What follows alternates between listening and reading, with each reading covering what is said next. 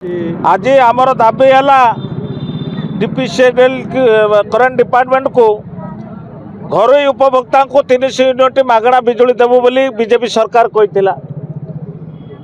BJP सरकार को आसिले केंद्र सरकार अच्छा राज्य भी सरकार अच्छा तथापि बिजुली मागणार लोक को दे पारे 300 यूनिट।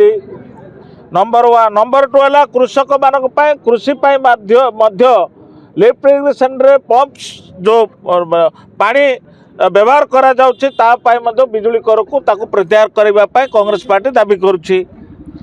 सेटा भी सरकार मानिबा कथा।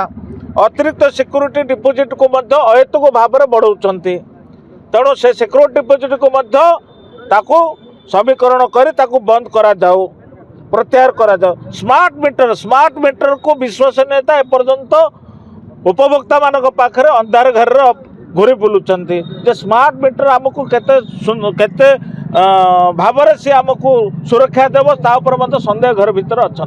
स्मार्ट मीटर जो आज बदल कर देवाई जो टीपीसीएल को जो योजना करुँचे प्रत्याहार करने कांग्रेस पार्टी दाबी करुच्ची।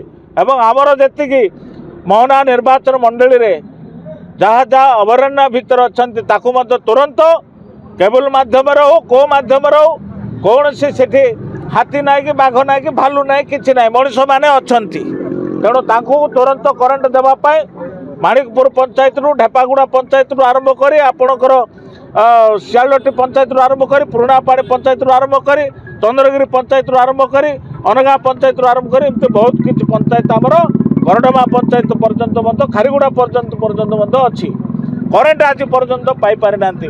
तेणु मो गाँ गली बुलला देश स्वाधीनता होकर 75-76 वर्ष ऊर्ध्व हो गला जदि लोक करेन्ट पाई पारे ना ताहले से माने आमे देश स्वाधीनता हो कि ना कि लोक मैंने आज अंधार घर भीतर अच्छा।